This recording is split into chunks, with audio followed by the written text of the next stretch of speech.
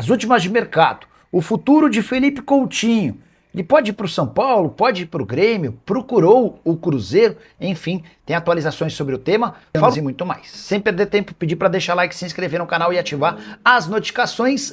Hora de falar sobre Felipe Coutinho, para onde vai o meio atacante de 33 anos de idade, que rescindiu seu contrato com o Vasco nas últimas horas. Ele foi especulado logo de cara no Grêmio. Posso assegurar que conversei com um dirigente gremista, esse dirigente assegurou que não há tratativas. Há quem garanta que o Coutinho passou a seguir o Cruzeiro e estabelecer conversas com Pedro Lourenço, dono da SAF do Cruzeiro. Ninguém no Cruzeiro, pelo menos até agora, confirma tratativas. A ótima relação do Felipe Coutinho com o Neymar fez com que muitos santistas imaginassem que o Coutinho poderia virar reforço do Peixe. Consultei duas fontes diferentes no Santos, ambas asseguraram que não vai haver negociação. Coutinho foi defendido por torcedores do São Paulo nas redes sociais. O Coutinho tem excelente relação com o Lucas Moura.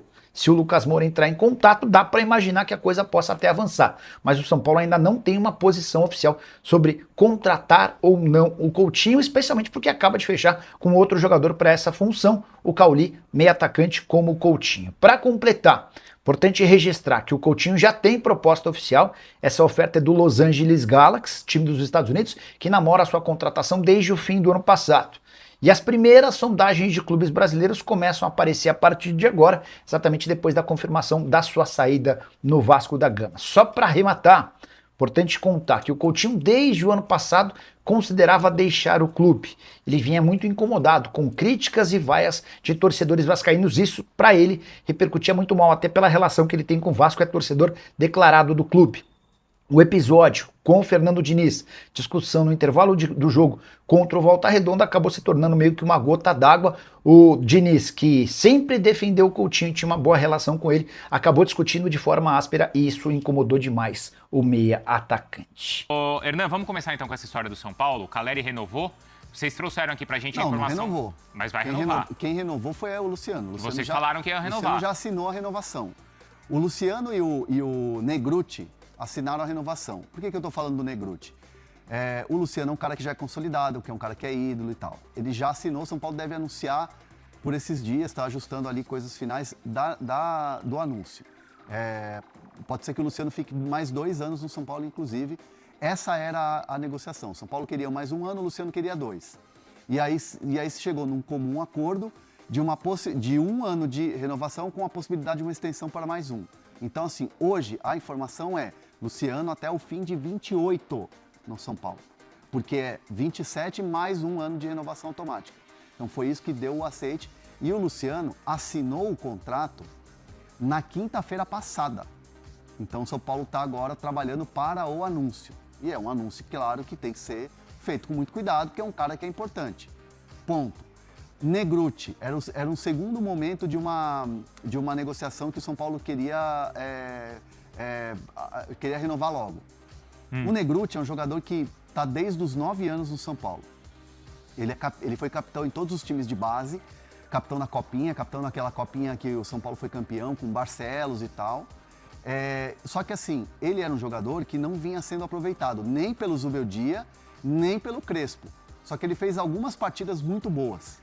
Tipo assim, vou citar um exemplo de uma partida muito boa dele, foi ele jogando como zagueiro, ele é volante, ele jogando como zagueiro ao lado do Luiz Gustavo, num jogo que o São Paulo venceu o Fortaleza fora de casa, naquela arrancada de desespero, de zona de rebaixamento e tal.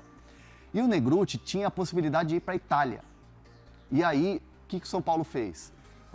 Conversando, teremos mais oportunidades aqui e tal. Tanto que o São Paulo esfria meio que uma busca por um volante, né? Tinha aquela coisa do Alan e tal, porque vê com bons olhos dar oportunidades para o Negrutti. E o Negrutti optou por estar no São Paulo. E aí ele faz um contrato um pouco maior de 4 anos. Então o contrato do Negrutti é até 2030. O final do contrato dele é até 2030. Assinado também já, São Paulo vai anunciar essa renovação. Então o São Paulo está atacando em algumas renovações que são pontuais ali, que são estratégicas do elenco, para depois começar agora, e aí é o novo momento do São Paulo agora das negociações de renovações de contrato, que são dos caras que são mais importantes e que têm história, assim como o Luciano. Lucas e Caleri. próximos passos do São Paulo em relação a renovações. Lucas e Calleri. E por que não acelerar a renovação de um Calleri, por exemplo, que voltou muito bem, de um Lucas que está cada vez mais à vontade, sem dores e podendo fazer os movimentos dele e tal. Porque o São Paulo entende que esses caras, eles são muito identificados com o São Paulo. Então, por exemplo, não vai chegar um Flamengo e querer levar o Calleri vai falar assim, beleza, eu sou São Paulo. O Lucas, não vai chegar o Corinthians e querer contratar o Lucas. Sim. Esses caras são muito identificados Uma preocupação que tinha, por exemplo, com o Marcos Antônio. Não que o Marcos Antônio não queira, né?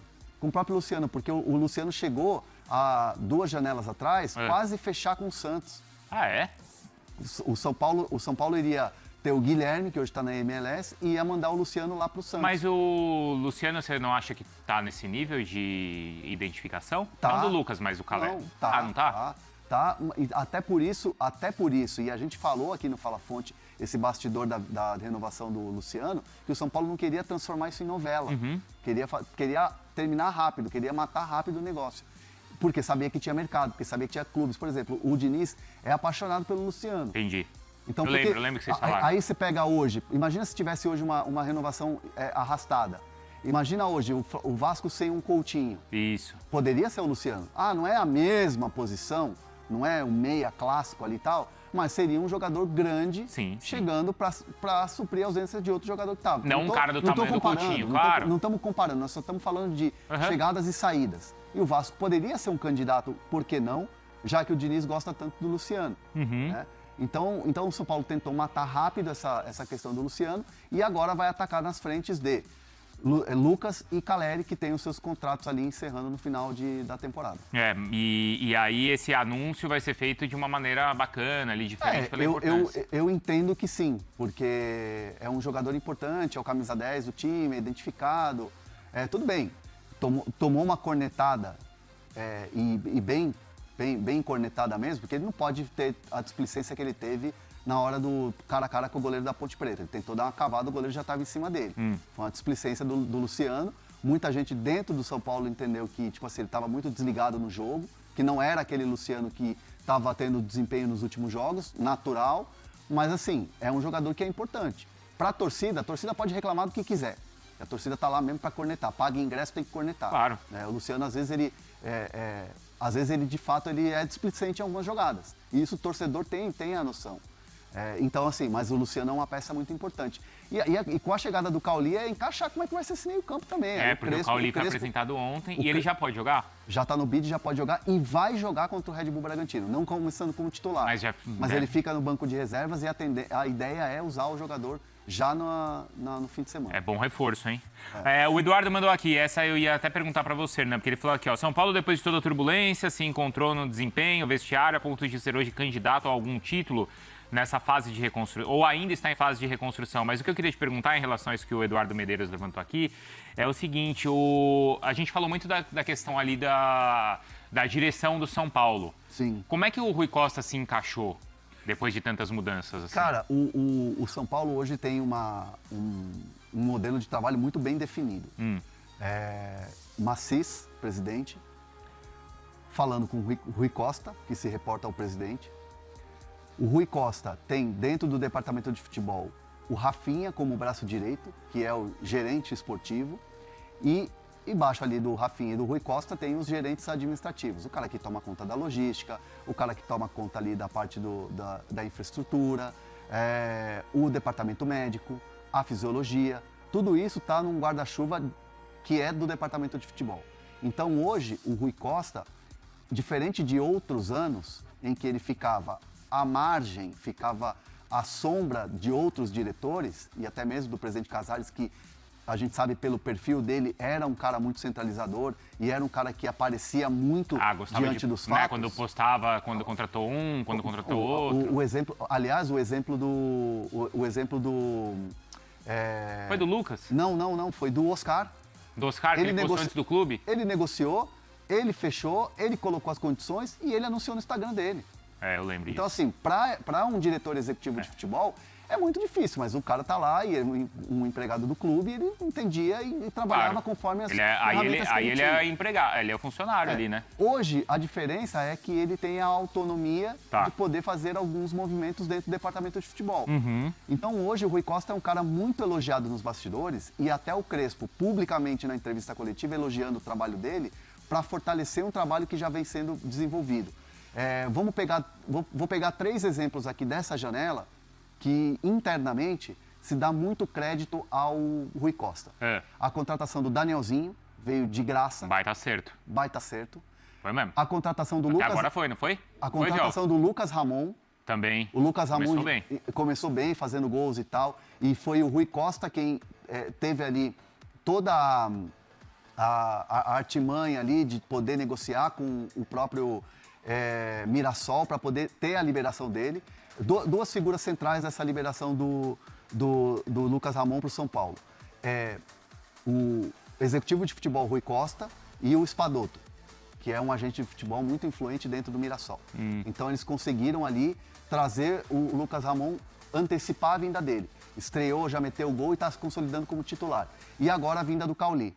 Porque vamos lá, o Cauli, o Rui Costa fez via São Paulo, evidentemente, botou uma documentação lá, fez uma oferta pro Bahia, por empréstimo, com opção de compra. O Rogério não queria liberar. E o Bahia falou, olha, por empréstimo fica difícil, a gente gostaria de ter o Lucas ou o goleiro Rafael. Não, peraí, calma aí. O Bahia está atrás de um goleiro. O Bahia colocou isso não como uma condição, Mas sim aquela coisa, beleza, vamos fazer negócio, então me manda o Vicário aqui, o Vicário é um cara importante aqui. Lucas ou Rafael? O Bahia tá certo em pedir. Tá certo em Eu pedir. ia querer no meu time também. Claro, mas assim, já pediu pra não ter negócio. Entendi. E aí o Cauli queria mudar de ares, o São Paulo teve a paciência, entender de costurar uma nova proposta, e o São Paulo teve essa tranquilidade e costurou essa nova proposta dentro daquilo que o Bahia fosse aceitar e o jogador também em conjunto falando, olha, me libera porque eu quero respirar ares novos. Então o São Paulo teve essa paciência, teve a expertise ali e tal, e essas 3 negociações são dadas muito, o crédito é dado muito ao Rui Costa, que é um cara que está com a moral elevada lá dentro. Olha, o pessoal tá perguntando muito aqui, ó, Patricão da Massa, vocês podem falar do Galo? A gente vai falar, tá? Vamos mandar mensagem lá pro Bruno Andrade, que ele tá por dentro também dessa história envolvendo o técnico aí. E o Enzo também, outro torcedor do Galo que tá falando. Tem muita gente perguntando do Palmeiras, o Fábio Alves tá aqui. Vamos falar muito. O FX também tá aqui, o Glauco, a gente fala, tá, do Palmeiras na sequência, mas até pra gente falar da questão ali do Allianz, que tem informação importante do Daniel Bocato, tem a questão do Morumbis. Porque se o São Paulo, a situação é a seguinte, ó, a conta é mais ou menos essa que eu tava fazendo ali, Hernan. Sim. Se o São Paulo avançar vencendo o Red Bull Bragantino e o Corinthians passar pela Portuguesa com um empate, aí o São Paulo vai ser mandante contra o Corinthians. Pela questão da pontuação. Mas precisa ter essa combinação de resultados, tá? O São Paulo avançar vencendo e o Corinthians avançar da Portuguesa, mas empatando. Sim. Aí o Corinthians é mandante, aí o São Paulo é mandante, só que aí não tem jogo no Morumbis, Não tem. porque vai ter o show. Esse de si. Você vai? Não fui convidado ainda, você tá me convidando? Se rolar o convite, você vai. Eu vou. Boa. Eu queria ir no Bad Bunny, mas não fui convidado ainda. Ainda, mas vai ser. Acho que, mas tá aí já, né? Quando que vai ser? É amanhã, não é? Já? É amanhã. Mentira. Amanhã é sábado. Mas já agora? Já é agora. Eita porra, não sabia não. Vou ter que me agilizar também, porque minha filha quer ir. A minha filha quer ir também. Então vou ter que... Alô, doutor Allianz Parque. Alô, Allianz Parque.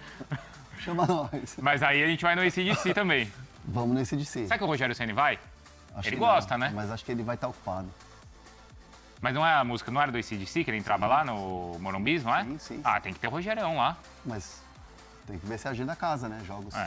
Bom, mas aí o São Paulo não vai jogar lá, vai jogar onde? O São Paulo está fechando uma parceria longa com o Guarani para jogar no Brinco de Ouro da Princesa.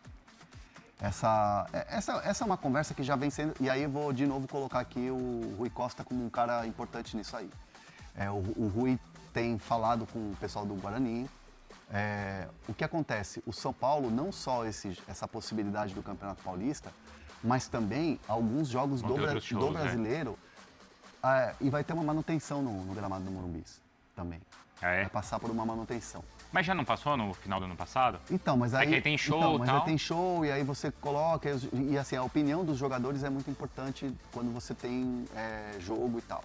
E o São Paulo precisa dar uma melhorada no gramado do Morumbi, isso é fato.